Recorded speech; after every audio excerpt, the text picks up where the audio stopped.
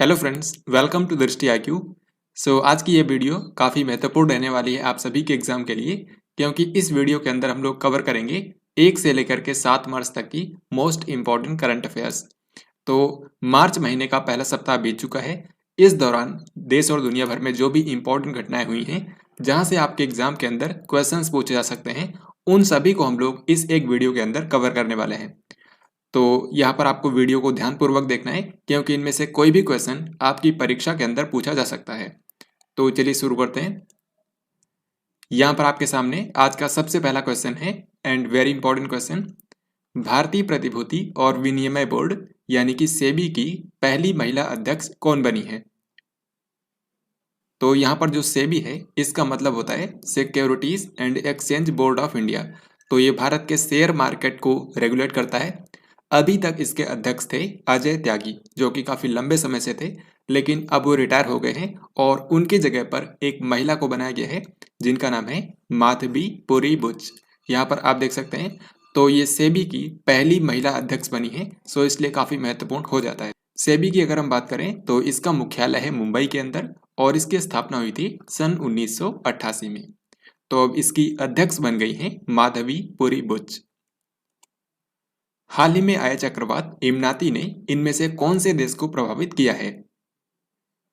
इमनाती नाम का हाल ही में एक चक्रवात आया था और ये आया था मेडागास्कर कंट्री के अंदर और इससे 15 लोगों की जान चली गई है।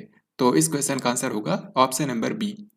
अगर आपने मेरी इससे पहले वाली वीडियोस देखी हो तो मैंने आपको बताया था कि मेडागास्कर कंट्री के अंदर इससे पहले एक और साइक्लोन आया था जिसका नाम था बदशिराई। और बदशिराई नाम का जो साइक्लोन था ये 2017 के बाद से मेडागास्कर में आया सबसे भयानक चक्रवात था, क्योंकि इसमें 123 लोगों की जान चली गई थी और अब ये 125 बढ़कर हो गया है। तो सिंपली आपके एग्जाम में यही पूछा जाता है कि चक्रवात का नाम दिया जाता है और आपसे पूछा जाता है कि ये कहाँ पर आया था। तो इमनाती पूछा जाए या फिर बदशिराई, दोनों आए थे मेडागास्कर कंट्री के अंदर। हाल ही में लॉन्च की गई पुस्तक उंगलिल ओरुवन इनमें से किस मुख्यमंत्री की आत्मकथा है? तो उंगलिल ओरुवन आप इसके नाम से समझ नहीं पा रहे होंगे, क्योंकि ये तमिल भाषा में लिखा हुआ है। इसको अगर अंग्रेजी में बोलेंगे तो ये हो जाएगा वन अमंग यू। तो ये जो बुक है ये भारत के तमिलनाडु राज्य के जो मुख्यमंत्री हैं एम के स्टालिन, इनकी आत्मकथा है। यानी कि एम के स्टालिन ने अपने जीवन के बारे में ही इस किताब के अंदर लिखा है। तो यहाँ पर आंसर हो जाएगा ऑप्शन बी। और इसको लॉन्च किया है जो कांग्रेस नेता हैं राहुल गांधी, उन्होंने। जो एम के स्टालिन तमिलनाडु के मुख्यमंत्री हैं, इनकी पार्टी का नाम भी याद रखिए, इनकी पार्टी का नाम है द्रविड़ मुनेत्र खड़गम।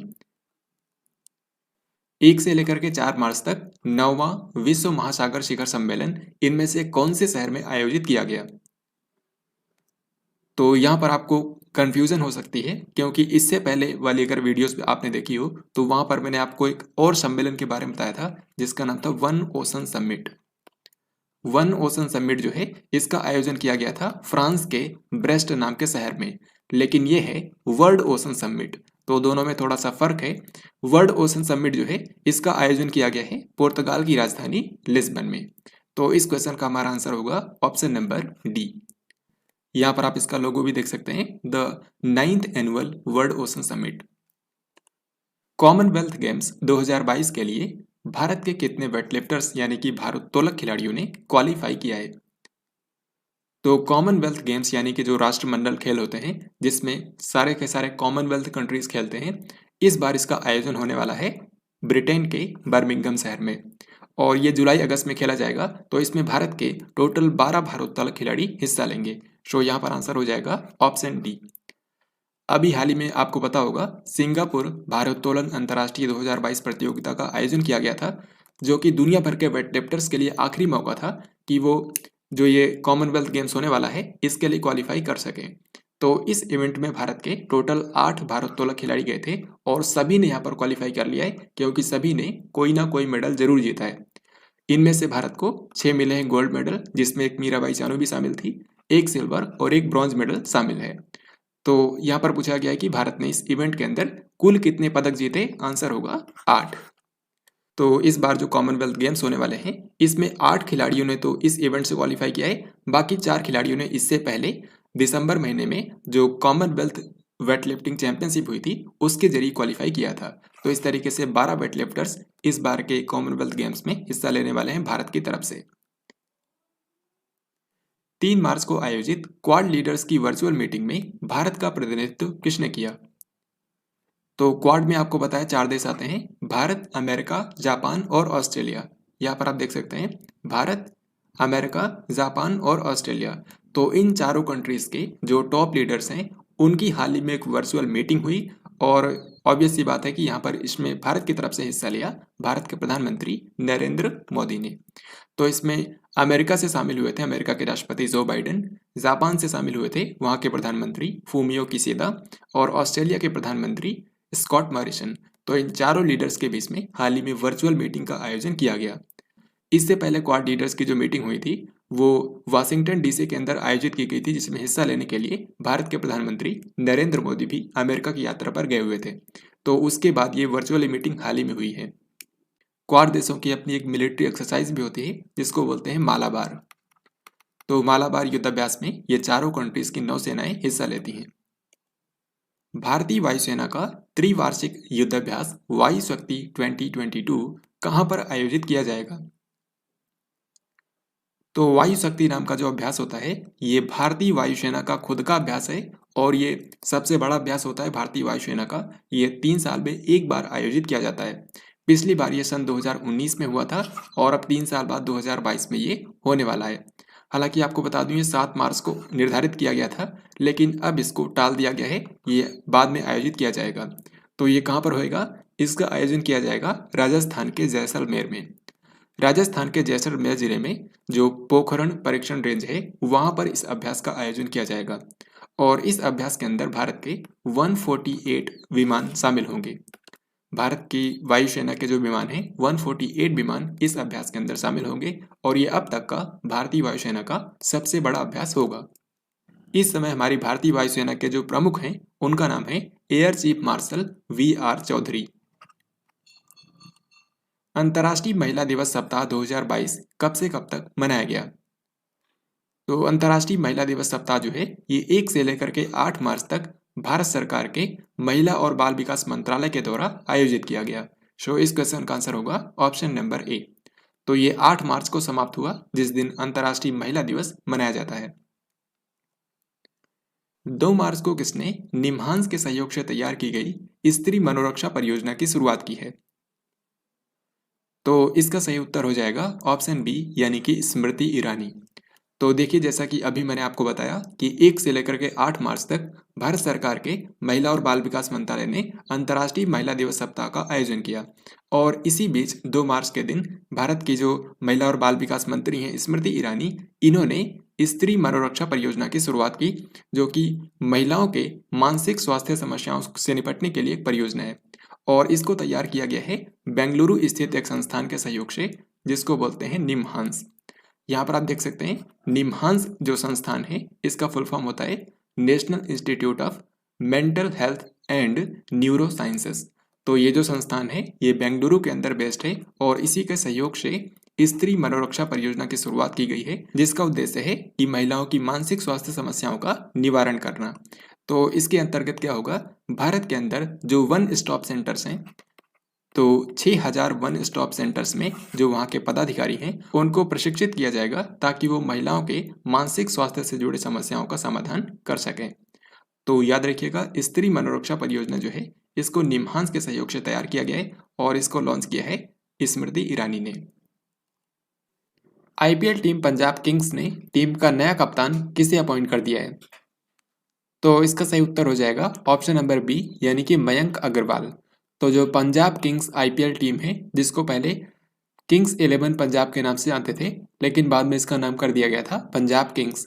तो ये जो IPL टीम है इसने अपना नया कप्तान बनाया है मयंक अग्रवाल को। यहाँ पर आपको बता दूं जो इस बार इंडियन प्रीमियर लीग होने वाला है ये इसका 15वां सीजन होगा और ये इसी मार्च महीने में शुरू हो जाएगा जो कि अगले 2 महीनों तक चलेगा। तो इसमें पंजाब किंग्स के कप्तान होंगे मयंक अग्रवाल। 4 मार्च से ICC महिला क्रिकेट विश्व कप 2022 कौन से देश में शुरू हुआ? तो महिलाओं का जो ओडीआई वर्ल्ड कप होता है क्रिकेट का, ये हाल ही में आयोजित किया जा रहा है। ये हर 4 साल में एक बार होता है। इस बार इसका आयोजन किया जा रहा है न्यूजीलैंड के अंदर। तो इस क्वेश्चन का आंसर हो जाएगा ऑप्शन नंबर बी। न्यूजीलैंड में महिलाओं का ये जो क्रिकेट विश्व कप आयोजित किया जा रहा है, ये 4 मार्च को शुरू हुआ है और ये 3 अप्रैल को समाप्त होगा। साथ ही आपको बता दूं, न्यूजीलैंड इस बार मेजबान है और न्यूजीलैंड के 6 शहरों में इसका आयोजन किया जाएगा। इसमें भारत समेत टोटल 8 टीमें हिस्सा ले रही हैं, जिसमें पाकिस्तान भी शामिल है। इस बार के महिला क्रिकेट विश्व कप से रिलेटेड क्वेश्चन ही यहाँ पर आपसे पूछा गया है कि 4 मार्च को महिला क्रिकेट विश्व कप 2022 का पहला मैच कौन से 2 टीमों के बीच में खेला गया। तो अभी मैंने आपको बताया कि इस बार जो महिलाओं का क्रिकेट विश्व कप हो रहा है, ये 4 मार्च को शुरू हुआ है और 3 अप्रैल तक चलेगा। यानी कि 4 मार्च को इसका पहला मैच खेला गया और 3 अप्रैल को फाइनल मैच खेला जाएगा। तो जो पहला मैच इसका हुआ है, ये न्यूजीलैंड और वेस्ट इंडीज टीम के बीच में खेला गया और इसको जीता, अगर आपसे किसने है ये पूछें, तो इसको जीता है वेस्ट इंडीज की टीम ने। तो इस क्वेश्चन का हमारा आंसर हो जाएगा ऑप्शन नंबर बी, क्योंकि ये न्यूजीलैंड और वेस्ट इंडीज के बीच में खेला गया। सांख्यिकी भौतिकी के क्षेत्र में योगदान के लिए बोल्ट्जमैन पदक जीतने वाले पहले भारतीय कौन बन गए हैं। तो बोल्ट्जमैन पदक जो होता है, ये विश्व का एक प्रतिष्ठित सम्मान है जो कि सांख्यिकीय भौतिकी के क्षेत्र में योगदान के लिए इस साल टोटल 2 वैज्ञानिकों को दिया गया है। एक तो है प्रोफेसर दीपक धर और दूसरे व्यक्ति हैं जॉन हॉपफील्ड। प्रोफेसर दीपक धर भारत के हैं और जॉन हॉपफील्ड जो हैं ये अमेरिका के एक वैज्ञानिक हैं। तो पहली बार किसी भारतीय को ये बोल्ट्जमैन पदक मिला है, तो इनका नाम याद रखिए, इनका नाम है प्रोफेसर दीपक धर। भारत में प्रत्येक वर्ष किस दिन को राष्ट्रीय सुरक्षा दिवस यानी कि नेशनल सिक्योरिटी डे के रूप में मनाया जाता है। तो नेशनल सिक्योरिटी डे भारत में मनाया जाता है हर साल 4 मार्च को। इसको मनाती है नेशनल सिक्योरिटी काउंसिल। तो इसी के द्वारा हर साल 4 मार्च को राष्ट्रीय सुरक्षा दिवस मनाया जाता है। मिस्र में आयोजित ISSF विश्व कप 2022 में सौरभ चौधरी ने कौन सा पदक जीता है। इंटरनेशनल शूटिंग स्पोर्ट्स फेडरेशन, ये शूटिंग के लिए अंतर्राष्ट्रीय संस्था है और इसका हाल ही में जो वर्ल्ड कप हुआ है, इसमें भारत के सौरभ चौधरी ने गोल्ड मेडल जीता है। तो इस क्वेश्चन का आंसर हो जाएगा ऑप्शन नंबर ए। तो यहाँ से आपको 2-3 बातें याद रखनी है, जैसे कि इस बार जो शूटिंग का वर्ल्ड कप हो रहा है, इसका आयोजन किया गया है मिस्र की राजधानी काहिरा में। तो इसमें जो मेरठ उत्तर प्रदेश के सौरभ चौधरी हैं, इन्होंने 10 मीटर एयर पिस्टल कैटेगरी के अंदर गोल्ड मेडल जीता है। महाशिवरात्रि 2022 के अवसर पर एक साथ 11 लाख से अधिक दिए जलाकर कौन सा शहर Guinness book of world records में शामिल हो गया है। तो इस बार की महाशिवरात्रि थी 1 मार्च को और इस अवसर पर जो उज्जैन शहर है मध्य प्रदेश के अंदर, यहाँ पर एक साथ 11 लाख से भी अधिक दिए जलाए गए। मध्य प्रदेश के उज्जैन शहर में शिप्रा नदी के तट पर हाल ही में 11 लाख से भी ज़्यादा दिए एक साथ जलाए गए और इसके लिए इसका नाम Guinness book of world records में शामिल किया गया। इससे पहले यह रिकॉर्ड भारत के ही अयोध्या शहर के नाम पर था, क्योंकि आपको पता होगा 2021 में दीपावली के अवसर पर वहाँ पर 9 लाख से भी ज़्यादा दिए एक साथ जलाए गए थे सरयू नदी के तट पर। तो तब तक ये रिकॉर्ड अयोध्या शहर के नाम था, लेकिन अब यह रिकॉर्ड उज्जैन शहर के नाम हो गया है। तो यहाँ पर आप देख सकते हैं इस तरीके से हाल ही में मध्य प्रदेश के उज्जैन शहर में एक साथ 11 लाख से भी अधिक दिए जलाए गए, जिसलिए इसका नाम Guinness book of world records में शामिल किया गया। और इस कार्यक्रम की शुरुआत की थी यहाँ के जो मुख्यमंत्री हैं शिवराज सिंह चौहान ने। हाल ही में असम सरकार ने आफ्स्पा कानून के तहत पूरे राज्य को कितने समय के लिए अशांत क्षेत्र यानी कि डिस्टर्ब्ड एरिया घोषित कर दिया है। तो इसका सही आंसर होगा ऑप्शन बी, यानी कि टोटल 6 महीनों के लिए। तो आफ्स्पा कानून क्या है, इसका मतलब होता है armed forces special power act. ये जो एक्ट है ये 1958 में आया था और इसके तहत जिस भी रीजन को अशांत क्षेत्र घोषित किया जाता है, वहाँ पर जो आर्म्ड फोर्सेस हैं यानी कि सशस्त्र बल हैं, उनके पास विशेष अधिकार आ जाते हैं, जिसके जरिए जो आर्म्ड फोर्सेस हैं वो किसी भी संदिग्ध व्यक्ति की तलाशी ले सकते हैं, साथ ही उनको गिरफ्तार भी कर सकते हैं। तो ये जो armed forces special power act है, इसी के तहत हाल ही में असम सरकार ने पूरे राज्य को 6 महीने के लिए डिस्टर्ब्ड एरिया घोषित कर दिया है। अगर हम असम राज्य की बात करें तो यहाँ पर आप देख सकते हैं असम एक पूर्वोत्तर राज्य है और यहाँ की राजधानी है दिसपुर। असम का वैसे सबसे बड़ा शहर है गुवाहाटी, जो कि यहाँ पर दिखाया गया है, लेकिन असम की राजधानी है दिसपुर। असम के इस समय मुख्यमंत्री हैं हिमंता बिस्वा शर्मा। यहाँ पर बीजेपी की सरकार है और यहाँ के इस समय जो राज्यपाल हैं उनका नाम है जगदीश मुखी। हाल ही में 2 मार्च को आयोजित 46वें सिविल लेखा दिवस के अवसर पर किसने ई बिल प्रोसेसिंग सिस्टम को लॉन्च किया है? तो हाल ही में 2 मार्च के दिन 46वां सिविल लेखा दिवस मनाया गया और इस अवसर पर भारत की जो वित्त मंत्री हैं निर्मला सीतारमन, इन्होंने ई बिल प्रोसेसिंग सिस्टम को लॉन्च किया है, जिसकी बात इस बार के केंद्रीय बजट में भी की गई थी। तो ये जो ई बिल प्रोसेसिंग सिस्टम है, इससे कामकाज में पारदर्शिता आएगी, साथ ही जो पेपरलेस पेमेंट सिस्टम है उसको भी मजबूती मिलेगी। इस ई बिल प्रोसेसिंग सिस्टम को भारत के हर एक मंत्रालय और विभागों के अंदर अपनाया जाएगा। तो याद रखिए, इसको लॉन्च किया है भारत के वित्त मंत्री निर्मला सीतारमण ने। पैरा तीरंदाजी विश्व चैंपियनशिप के अंदर रजत पदक जीतने वाली पहली भारतीय खिलाड़ी कौन बन गई हैं? तो हाल ही में दिव्यांग खिलाड़ियों के लिए आर्चरी की वर्ल्ड चैंपियनशिप का आयोजन किया गया और इसका आयोजन किया गया है यूएई के दुबई शहर में। और इस पैरा आर्चरी वर्ल्ड चैंपियनशिप के अंदर भारत ने टोटल 2 सिल्वर मेडल जीते हैं। टोटल 2 मेडल जीते हैं और दोनों ही सिल्वर मेडल हैं। इनमें से एक मिला है मिक्स्ड इवेंट के अंदर और एक मिला है सिंगल्स इवेंट के अंदर, जिसको जीता है पूजा जत्यान ने। और इस तरीके से जो पूजा जत्यान है, ये पैरा तीरंदाजी विश्व चैंपियनशिप के अंदर सिल्वर मेडल जीतने वाली पहली भारतीय खिलाड़ी बन गई हैं। 1 मार्च 2022 को राष्ट्रीय बाल अधिकार संरक्षण आयोग यानी कि एनसीपीसीआर ने कौन सा स्थापना दिवस मनाया? तो एनसीपीसीआर, जिसका मतलब होता है national commission for protection of child rights, तो ये जो संस्था है इसका मुख्यालय नई दिल्ली में है और ये बच्चों के अधिकारों के संरक्षण के लिए काम करती है। तो इसकी स्थापना सन 2005 में हुई थी। तो हाल ही में इसने अपना 17वां स्थापना दिवस मनाया है। तो क्योंकि इसका मुख्यालय नई दिल्ली में है, तो इसके स्थापना दिवस के अवसर पर नई दिल्ली में एक कार्यक्रम आयोजित किया गया था, जिसमें चीफ गेस्ट थी भारत की महिला और बाल विकास मंत्री स्मृति ईरानी। और इसी दौरान स्मृति ईरानी ने इस संस्था के लिए नया आदर्श वाक्य जारी किया है, जो कि यहाँ पर आप देख सकते हैं।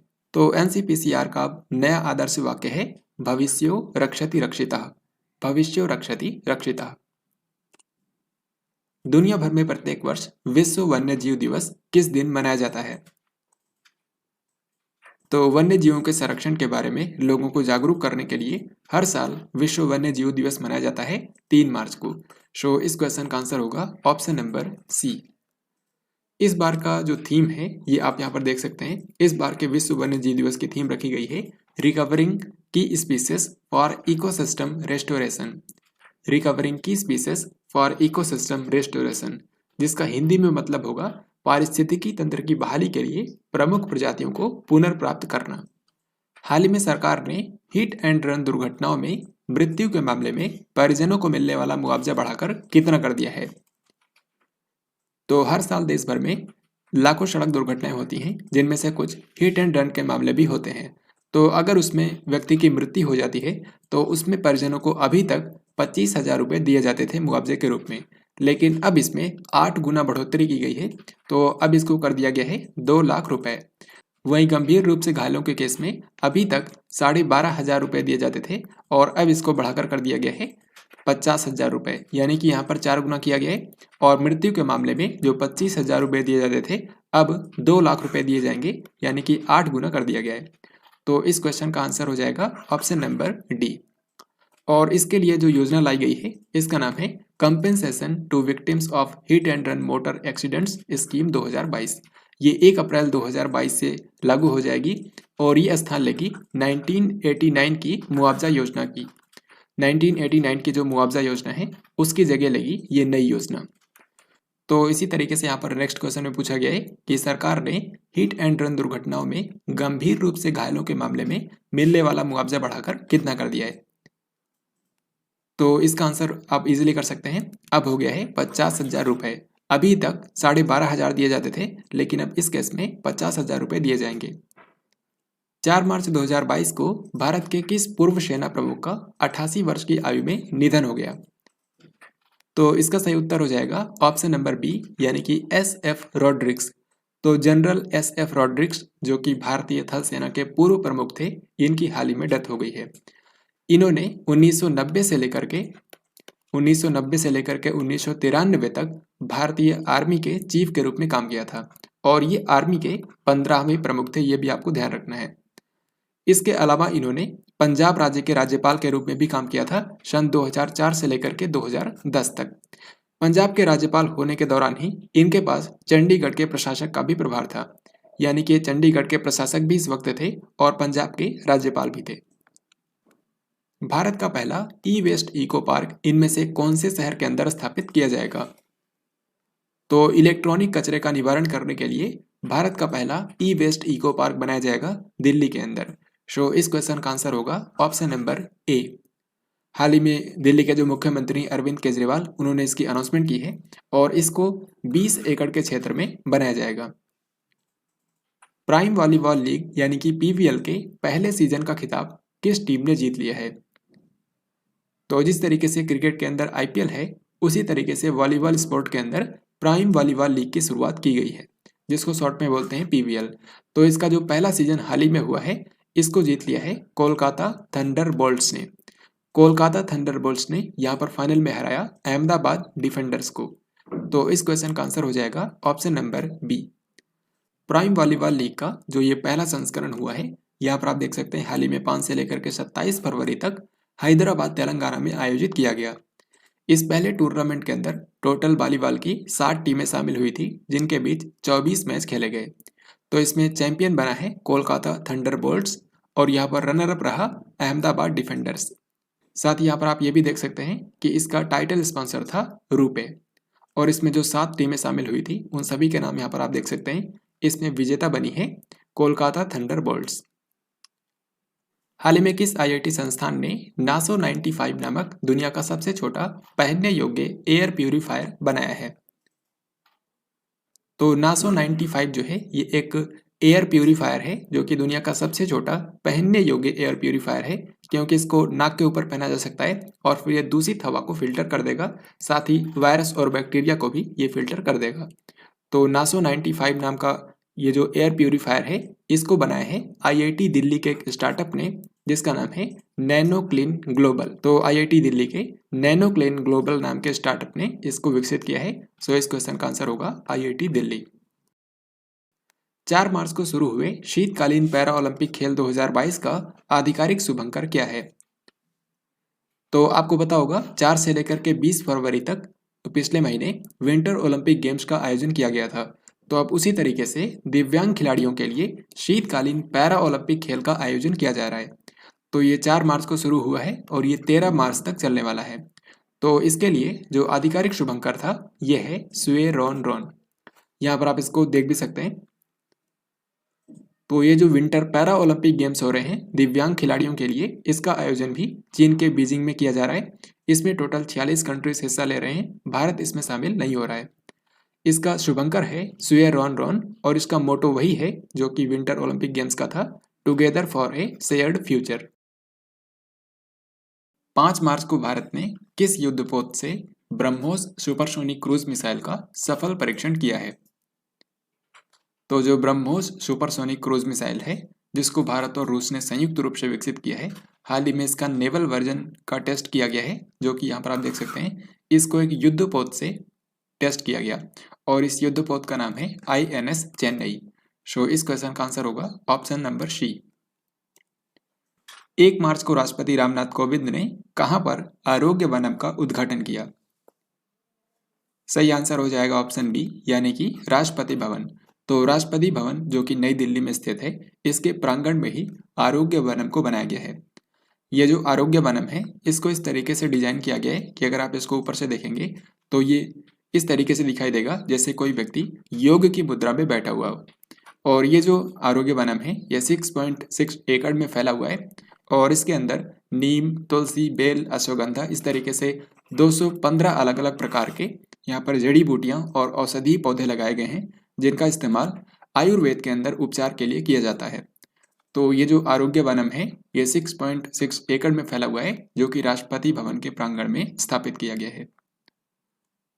संयुक्त राष्ट्र द्वारा जारी SDG सूचकांक 2021 में भारत कौन से स्थान पर है? तो काफी महत्वपूर्ण इंडेक्स होता है यूनाइटेड नेशंस का SDG इंडेक्स। SDG का मतलब होता है सस्टेनेबल डेवलपमेंट गोल्स, यानी कि सतत विकास लक्ष्य, जिनकी टोटल संख्या है 17।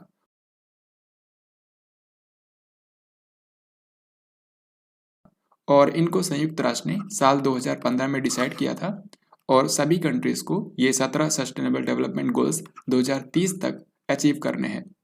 तो सभी देश इन सस्टेनेबल डेवलपमेंट गोल्स को अचीव करने के मामले में कितनी प्रगति कर रहे हैं, इसका आकलन करने के लिए संयुक्त राष्ट्र द्वारा SDG इंडेक्स को जारी किया जाता है। तो अभी 2021 के लिए जो इंडेक्स जारी हुआ है, इसमें दुनिया भर के जो यूनाइटेड नेशंस के 193 देश हैं, उन सभी को यहाँ पर रैंक किया गया है। इन 193 में से जो भारत का स्थान है, यह है 120वां। सो इस क्वेश्चन का आंसर होगा ऑप्शन सी। यहाँ पर आप देख सकते हैं ये जो सस्टेनेबल डेवलपमेंट इंडेक्स होता है, इसमें हर एक कंट्री को 0 से लेकर के 100 के बीच में स्कोर दिया जाता है। यानी कि जिस भी कंट्री का स्कोर 100 से जितना करीब होगा, वो कंट्री सस्टेनेबल डेवलपमेंट गोल्स को अचीव करने में उतना ही आगे है। जैसे कि यहाँ पर आप देख सकते हैं सबसे ज़्यादा स्कोर है फिनलैंड का, क्योंकि फिनलैंड ने यहाँ पर 85.9 का स्कोर हासिल किया है, तो इसीलिए इसको यहाँ पर नंबर 1 प्लेस पर रखा गया। फिर इसके बाद दूसरे स्थान पर है स्वीडन, तीसरे पर है डेनमार्क, चौथे पर जर्मनी और पांचवें पर बेल्जियम। यानी कि टॉप 5 कंट्रीज जो हैं सारे के सारे यूरोपीय देश हैं। वहीं अगर हम भारत की बात करें तो भारत का स्कोर है 60.07 और इसके साथ भारत को 120वें स्थान पर रखा गया है। हालांकि आपको बता दूं पिछले साल भारत की इसमें रैंक थी 117, यानी कि इस बार भारत 3 पायदान नीचे आ गया है और इस बार रैंक है 120। 1 मार्च को पश्चिमी वायुसेना कमान के वायु अफसर कमांडिंग इन चीफ का कार्यभार किसने संभाला है? तो जो भारतीय वायुसेना है यानी कि इंडियन एयरफोर्स, उसमें टोटल 7 कमांड्स हैं। हर एक कमांड का जो हेड होता है उसको बोलते हैं वायु अफसर कमांडिंग इन चीफ।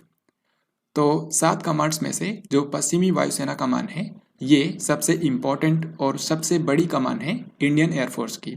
तो इसके जो हेड हैं इनका नाम है श्री कुमार प्रभाकरण। ये हाल ही में बने हैं, इनसे पहले लंबे समय तक थे अमित देव, लेकिन अब बन गए हैं श्री कुमार प्रभाकरण। और ये जो पश्चिमी वायुसेना कमान है इसका मुख्यालय दिल्ली में है। चलिए अगला सवाल देखते हैं। मन्नार की खाड़ी और पाक खाड़ी में जैव विविधता की रक्षा के लिए किस राज्य की सरकार ने मरीन एलिट फोर्स की स्थापना की है? तो इसका सही उत्तर हो जाएगा ऑप्शन बी, यानी कि तमिलनाडु। जैसा कि आपको पता होगा जो मन्नार की खाड़ी और पाक खाड़ी है, ये भारत के तमिलनाडु राज्य और श्रीलंका के बीच में स्थित है। तो यहाँ पर जो जैव विविधता पाई जाती है उसकी रक्षा के लिए इस राज्य की सरकार ने मरीन एलिट फोर्स का गठन किया है। यहाँ पर आपको बता दूं कि तमिलनाडु के अंदर ही भारत का पहला डुगोंग संरक्षण रिजर्व बनाया जाएगा। डुगोंग एक समुद्री जीव होता है, तो इसके संरक्षण के लिए भारत का पहला डुगोंग संरक्षण रिजर्व तमिलनाडु के अंदर बनाया जाएगा। देश भर में 1 से लेकर के 7 मार्च तक कौन सा सप्ताह मनाया गया? तो हाल ही में 1 से लेकर के 7 मार्च तक जन औषधि सप्ताह मनाया गया है। सो इस क्वेश्चन का आंसर होगा option number A. Jan Aushadhi सप्ताह के दौरान जो भारत सरकार के द्वारा भारतीय जन औषधि परियोजना के अंतर्गत देश भर में जन औषधि केंद्र स्थापित किए गए हैं, जिनके जरिए भारत सरकार के द्वारा बेहतर क्वालिटी की दवाएं सस्ते रेट पर उपलब्ध कराई जाती हैं, उनके बारे में लोगों को जागरूक किया जाता है। तो जन औषधि सप्ताह जो है ये 1 मार्च को शुरू होता है और 7 मार्च को एंड होता है। तो इसका जो आखिरी दिन होता है यानी कि 7 मार्च, इस दिन मनाया जाता है जन औषधि दिवस। तो यहाँ पर आपसे पूछा गया है कि 7 मार्च को मनाए गए जन औषधि दिवस 2022 का विषय क्या है? तो इस बार के जन औषधि दिवस 2022 का विषय है जन औषधि जन उपयोगी। सो इस क्वेश्चन का आंसर होगा ऑप्शन डी। हाल ही में सरकार ने केंद्रीय सशस्त्र पुलिस बलों के लिए कितने परिव्यय के साथ आधुनिकीकरण योजना के 4थे चरण को मंजूरी दी है? तो भारत के अंदर जो केंद्रीय सशस्त्र पुलिस बल हैं यानी कि सेंट्रल आर्म्ड पुलिस फोर्सेस हैं, जैसे कि BSF, CRPF, ISF, ITBP, ये सभी, तो इन बलों को अत्याधुनिक हथियारों और उपकरणों से लैस करने के लिए हाल ही में आधुनिकीकरण योजना के चौथे चरण को मंजूरी दी गई है, जिसके अंतर्गत 1523 करोड़ रुपए खर्च किए जाएंगे। सो इस क्वेश्चन का आंसर हो जाएगा ऑप्शन नंबर डी। 6 मार्च को प्रधानमंत्री नरेंद्र मोदी ने इनमें से किस मेट्रो रेल परियोजना का उद्घाटन किया? तो हाल ही में भारत के प्रधानमंत्री नरेंद्र मोदी 6 मार्च 2022 को महाराष्ट्र के पुणे शहर की यात्रा पर गए थे और वहां पर इन्होंने पुणे मेट्रो रेल परियोजना का उद्घाटन किया। तो इस क्वेश्चन का आंसर हो जाएगा ऑप्शन नंबर ए। यहाँ पर आप देख सकते हैं पीएम नरेंद्र मोदी ने 6 मार्च को पुणे महाराष्ट्र का दौरा किया और पुणे मेट्रो रेल परियोजना का उद्घाटन किया। साथ ही इन्होंने यहाँ पर विभिन्न विकास परियोजनाओं का उद्घाटन और शिलान्यास किया। यह जो पुणे मेट्रो रेल परियोजना है, ये वैसे तो टोटल इसकी लंबाई है 32.2 किलोमीटर, जिसको बनाने में 11,400 करोड़ रुपए की लागत आएगी। लेकिन इसमें से 12 किलोमीटर का जो सेक्शन है ये बनकर तैयार हो गया है और इसी का उद्घाटन किया है पीएम नरेंद्र मोदी ने। यहाँ पर आप देख सकते हैं पीएम नरेंद्र मोदी ने ही 24 दिसंबर 2016 को इसकी नींव रखी थी। पीएम नरेंद्र मोदी ने यहाँ पर पुणे मेट्रो रेल परियोजना के उद्घाटन के अलावा पुणे नगर निगम के परिसर में छत्रपति शिवाजी महाराज की 9.5 फीट ऊंची मूर्ति का अनावरण किया, जो कि 1850 किलोग्राम गन मेटल से बनी है। इसके अलावा पीएम नरेंद्र मोदी ने मूलामुथा नदी परियोजनाओं के कायाकल्प और प्रदूषण उपशमन की भी आधारशिला रखी। साथ ही इन्होंने पुणे के बालेवाड़ी में जो आर.के. लक्ष्मण आर्ट गैलरी संग्रहालय बनाया गया है, इसका भी इन्होंने उद्घाटन किया। आर.के. लक्ष्मण भारत के एक मशहूर कार्टूनिस्ट हैं। तो प्रधानमंत्री नरेंद्र मोदी की इस पुणे यात्रा के बारे में आपको याद रखना है। रक्षा प्रदर्शनी डेफ एक्सपो का 12वां संस्करण कौन से राज्य के अंदर आयोजित किया जाएगा? तो डेफ एक्सपो भारत की एक रक्षा प्रदर्शनी है जिसका आयोजन हर 2 साल में एक बार किया जाता है। पिछली बार 2020 में इसका आयोजन किया गया था, तो अब 2 साल के बाद यानी कि 2022 में इसका आयोजन किया जाना है। इसका आयोजन 10 से लेकर के 14 मार्च तक निर्धारित था, लेकिन हाल ही में इसको पोस्टपोन कर दिया गया है। अगली डेट जल्दी अनाउंस की जाएगी। तो डेफ एक्सपो जो प्रदर्शनी है, इस बार इसका आयोजन किया जाना है गुजरात की राजधानी गांधीनगर में। सो इस क्वेश्चन का आंसर हो जाएगा ऑप्शन नंबर ए। भारत और पाकिस्तान के बीच अस्थाई सिंधु आयोग की 117वीं बैठक कौन से शहर के अंदर आयोजित की गई? तो जैसा कि आप जानते होंगे, भारत और पाकिस्तान के बीच में 1960 के अंदर सिंधु जल समझौता हुआ था और उसी के अंतर्गत अस्थाई सिंधु आयोग बनाया गया था, जिसकी हर साल एक बैठक होती है। तो एक बार ये बैठक भारत में होती है और एक बार पाकिस्तान के अंदर। पिछले साल ये बैठक भारत की राजधानी नई दिल्ली में हुई थी, तो इस बार इसका आयोजन किया गया है पाकिस्तान की राजधानी इस्लामाबाद में। सो यहाँ पर आंसर हो जाएगा ऑप्शन नंबर डी। विश्व भर में शून्य भेदभाव दिवस यानी कि जीरो डिस्क्रिमिनेशन डे किस दिन मनाया जाता है? तो इसका सही उत्तर हो जाएगा ऑप्शन नंबर ए यानी कि 1 मार्च। तो हर साल मार्च महीने के पहले दिन यानी कि 1 मार्च को शून्य भेदभाव दिवस मनाया जाता है और इस बार की इसकी थीम रखी गई है remove laws that harm create laws that empower. इसका मतलब यह है कि नुकसान पहुंचाने वाले कानूनों को हटाएं और सशक्त बनाने वाले कानूनों को अपनाएं। हाल ही में भारतीय क्रिकेट कंट्रोल बोर्ड यानी कि बीसीसीआई ने टाटा आईपीएल के लिए किसे आधिकारिक भागीदार घोषित किया है? तो भारत का जो क्रिकेट कंट्रोल बोर्ड है, इसने टाटा आईपीएल के लिए ऑफिशियल पार्टनर बनाया है रुपे को। रुपे जो है ये एनपीसीआई के द्वारा विकसित किया गया पेमेंट सिस्टम है, जिसको भारत के अलावा भी कई देशों के अंदर एक्सेप्ट किया जाता है। तो इसको national payments corporation of India ने विकसित किया है। यहाँ पर आप देख सकते हैं, अगर आपसे ये पूछा जाए कि आईपीएल का टाइटल स्पॉन्सर कौन है, तो ये है टाटा ग्रुप और आईपीएल का ऑफिशियल पार्टनर कौन बना है, तो ये है रुपे। हीरो मोटोकॉर्प ने इलेक्ट्रिक मोबिलिटी के लिए किस नए ग्लोबल ब्रांड का अनावरण किया है? तो हीरो मोटोकॉर्प जो है ये भारत ही नहीं बल्कि पूरी दुनिया की सबसे बड़ी 2 व्हीलर निर्माता कंपनी है। इसका मुख्यालय भारत की राजधानी नई दिल्ली में है और ये मोटरसाइकिल और स्कूटर बनाती है। और जैसा कि आप जानते हैं कि दुनिया भर में इलेक्ट्रिक व्हीकल्स का चलन काफ़ी तेज़ी से बढ़ रहा है, तो ऐसे में जो हीरो मोटोकॉर्प है, इसने अपनी पहली इलेक्ट्रिक 2 व्हीलर लॉन्च करने के लिए एक नई ब्रांड बनाई है जिसका नाम है वीडा। तो वीडा नाम से एक नई ब्रांड लॉन्च की गई है इलेक्ट्रिक व्हीकल्स के लिए। तो यहाँ पर आप इसका लोगो भी देख सकते हैं। वैसे वीडा का मतलब है लाइफ। मार्च 2022 में फाइनेंशियल एक्शन टास्क फोर्स यानी कि FATF ने किस देश को ग्रे लिस्ट में शामिल किया है? तो फाइनेंशियल एक्शन टास्क फोर्स यानी कि FATF नाम की जो संस्था है ये पेरिस के अंदर बेस्ड है, यानी कि इसका मुख्यालय है फ्रांस की राजधानी पेरिस में। और ये जो संस्था है ये मनी लॉन्ड्रिंग और टेरर फाइनेंसिंग को रोकने के लिए नीतियां बनाने का काम करता है।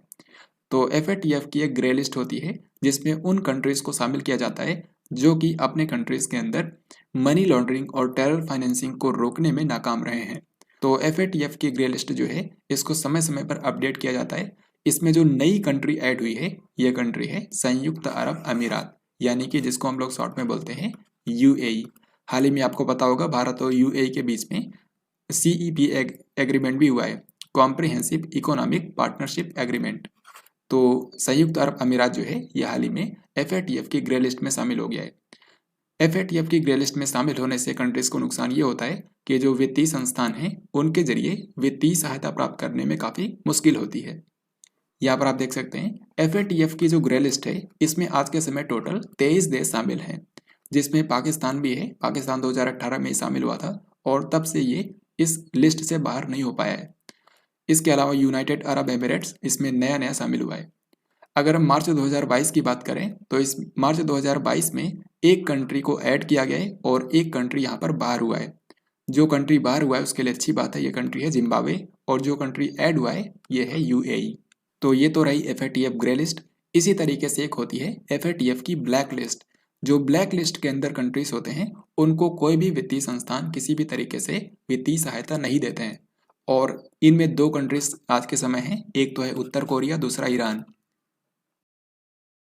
भारतीय एक्सा लाइफ इंश्योरेंस ने किस बॉलीवुड अभिनेत्री को अपना ब्रांड एम्बेसडर बनाया है? तो यहाँ पर देखकर आप समझ गए होंगे जो भारतीय एक्सा लाइफ इंश्योरेंस कंपनी है ये एक प्राइवेट लाइफ इंश्योरेंस कंपनी है जिन्होंने हाल ही में अभिनेत्री विद्या बालन को अपना ब्रांड एम्बेसडर बनाया है। तो इस क्वेश्चन का आंसर होगा ऑप्शन नंबर C यानी कि विद्या बालन। भारतीय रेलवे ने रेल दुर्घटनाओं को रोकने के लिए किस स्वदेशी टक्कर रोधी प्रणाली का सफलतापूर्वक परीक्षण किया है? तो ऐसा कई बार होता है कि जब दो ट्रेनें एक ही ट्रैक पर आमने सामने आ जाती हैं और रेल दुर्घटना हो जाती है। तो इस तरीके की रेल दुर्घटनाओं को रोकने के लिए हाल ही में भारतीय रेलवे ने एक स्वदेशी टक्कर रोधी प्रणाली का सफलतापूर्वक परीक्षण किया है।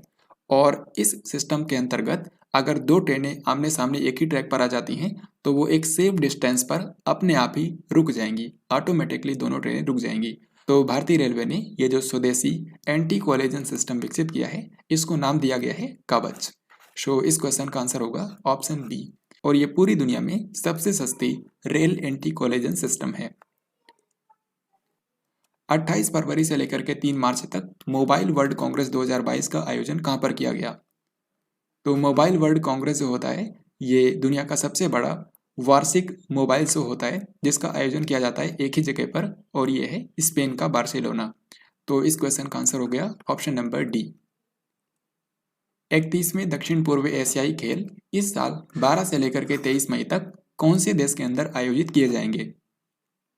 तो 31st south east Asian games जो हैं इसमें नाम से ही समझ में आ रहा है कि जो साउथ ईस्ट एशिया की कंट्रीज हैं जिनमें मेनली आसियान कंट्रीज आते हैं वो सभी इसमें खेलते हैं।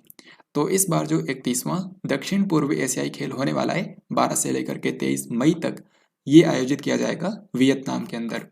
वियतनाम की राजधानी है हनोई। तो यहीं पर इस टूर्नामेंट का आयोजन किया जाएगा और इसमें 11 कंट्रीज के खिलाड़ी हिस्सा लेंगे। भारत क्योंकि दक्षिण पूर्व एशिया में नहीं आता है तो भारत इसमें शामिल नहीं होगा। उपन्यास हम यहाँ थे इसके लिए 2021 का 31वां बिहारी पुरस्कार किसे प्रदान किया गया है? तो बिहारी पुरस्कार जो है ये महान कवि बिहारी के नाम पर राजस्थानी लेखकों को दिया जाता है। इसकी शुरुआत की थी के बिरला फाउंडेशन ने। तो 31वां बिहारी पुरस्कार जो है ये उपन्यास हम यहाँ थे के लिए दिया गया है मधु कांकरिया को। सो इस क्वेश्चन का आंसर होगा ऑप्शन B। यहाँ पर आप देख सकते हैं मधु कांकरिया जो है इनके उपन्यास का नाम है हम यहाँ थे और इसी के लिए इनको 2021 का बिहारी पुरस्कार प्रदान किया गया है। 4 मार्च को दुनिया के महान स्पिनरों में शुमार शेन वार्नर का निधन हो गया। आपको बताना है कि ये कौन से देश से थे। तो शेन वार्न जो हैं ये एक महान स्पिन गेंदबाज थे ऑस्ट्रेलिया कंट्री के। तो हाल ही में इनकी डेथ हो गई है, सो आंसर हो जाएगा ऑप्शन नंबर बी। और फ्रेंड्स आपको बता दूं इन्होंने ऑस्ट्रेलिया के लिए टेस्ट मैचेस में सबसे ज़्यादा विकेट लिए हैं। आप यहाँ पर देख सकते हैं, अगर हम टेस्ट मैचेस की बात करें तो इन्होंने टोटल 145 मैच खेले हैं और 3154 रन बनाकर 708 विकेट लिए हैं।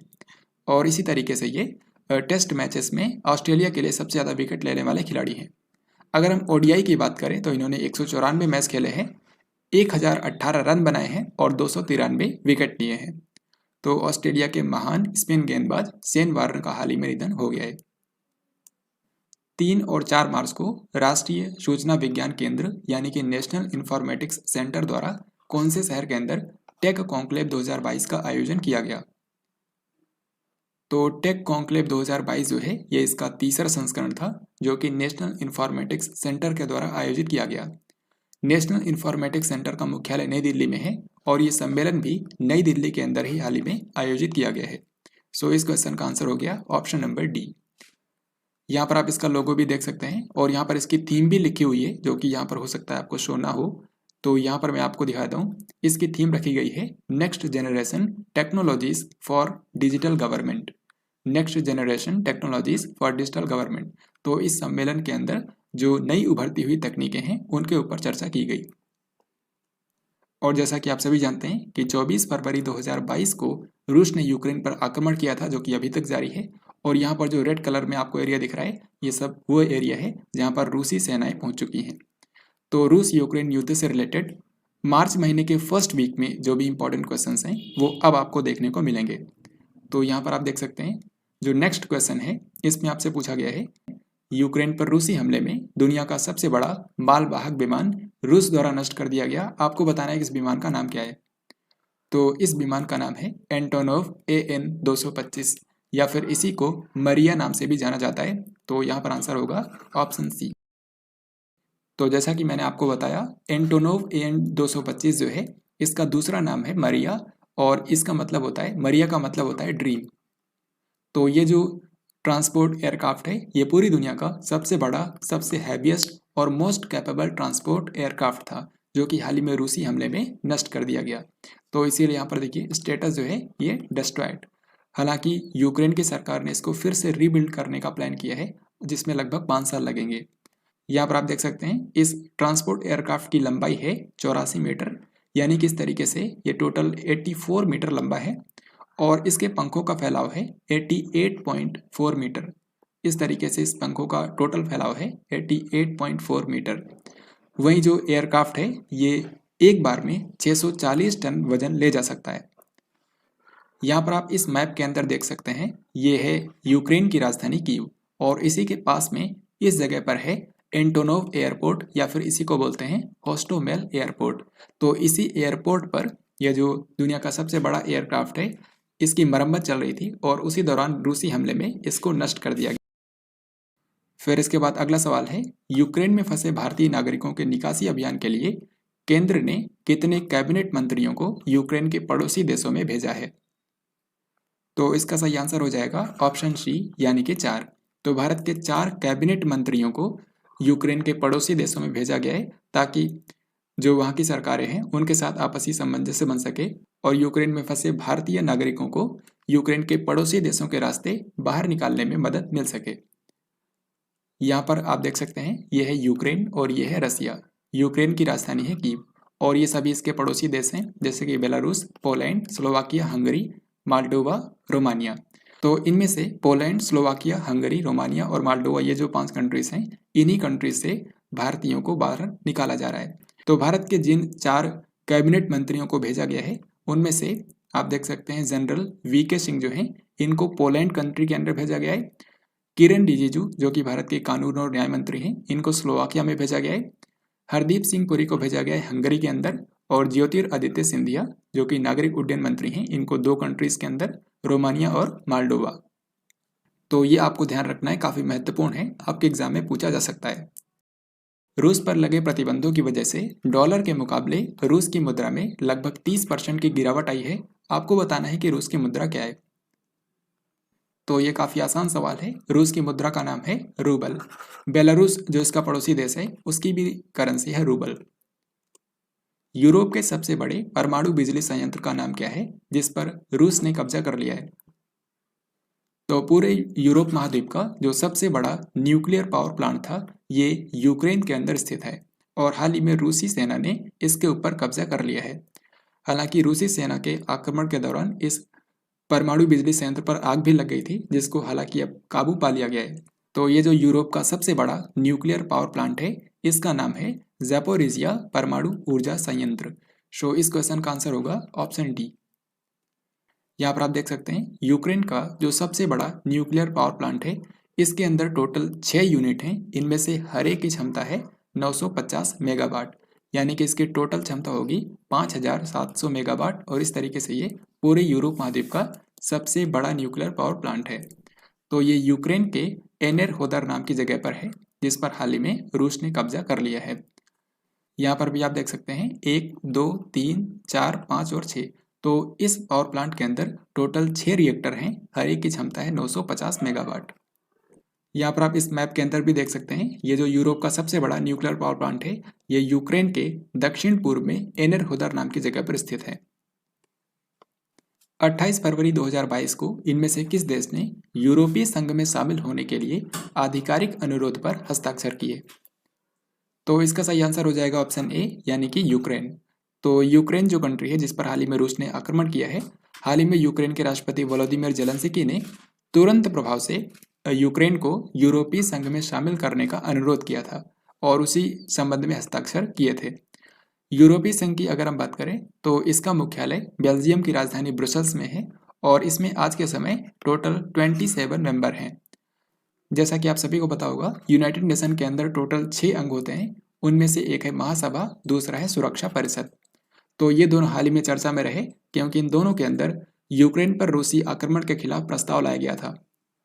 यहाँ पर आप देख सकते हैं यूक्रेन पर रूसी आक्रमण के खिलाफ सबसे पहले प्रस्ताव लाया गया था संयुक्त राष्ट्र सुरक्षा परिषद में। इसमें टोटल 15 सदस्य होते हैं जिनमें से 5 होते हैं अस्थायी और 10 होते हैं अस्थायी। तो इन 15 सदस्य देशों में से 11 सदस्य देशों ने प्रस्ताव का समर्थन किया, यानी कि रूस ने जो यूक्रेन पर आक्रमण किया है उसका विरोध किया है। वहीं एक कंट्री यानी कि खुद रूस ने इसका विरोध किया इस प्रस्ताव का।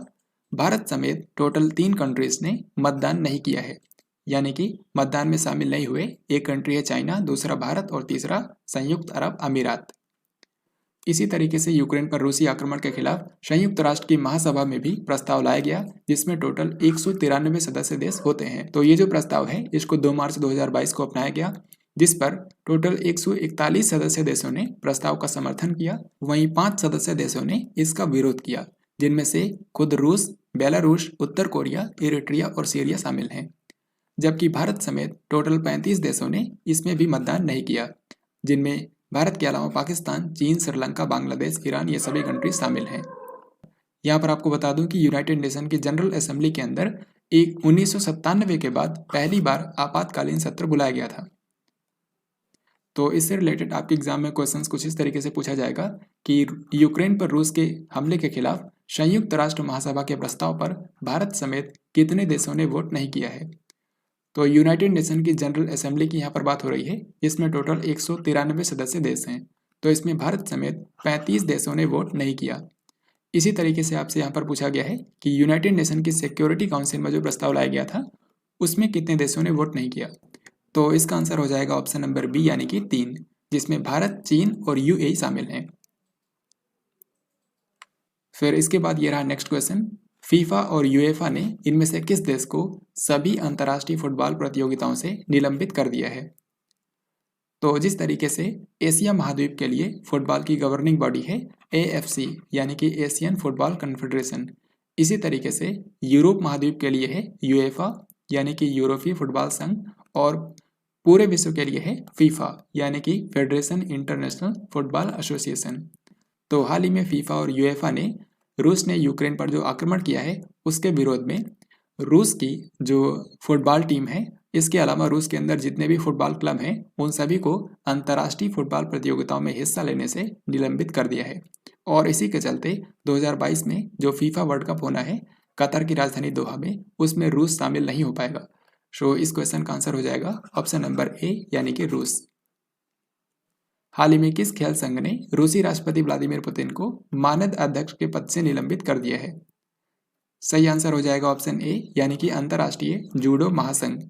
तो जूडो की जो अंतर्राष्ट्रीय संस्था है जिसका मुख्यालय हंगरी की राजधानी बुडापेस्ट में है, इसने हाल ही में रूसी राष्ट्रपति व्लादिमीर पुतिन को मानद अध्यक्ष के पद से निलंबित कर दिया है। इस संस्था ने सन 2008 में रूस के राष्ट्रपति व्लादिमीर पुतिन को मानद अध्यक्ष के पद से सम्मानित किया था। तो फ्रेंड्स, ये था आज का लास्ट क्वेश्चन। आई होप आपने इस वीडियो को ध्यान से देखा होगा। अब यहाँ पर आपके सामने 2 क्वेश्चंस हैं जिनका राइट आंसर आपको कमेंट बॉक्स में लिखकर बताना है। तो इस तरीके से आज की इस वीडियो में हम लोगों ने मार्च महीने के फर्स्ट वीक से करंट अफेयर्स के जितने भी इंपॉर्टेंट क्वेश्चन हो सकते थे उनको हम लोगों ने यहाँ पर कवर किया है। आई होप आपको ये वीडियो पसंद आया होगा। हम लोग जल्दी मिलेंगे एक नई वीडियो के अंदर। तब तक के लिए जय हिंद, वंदे मातरम।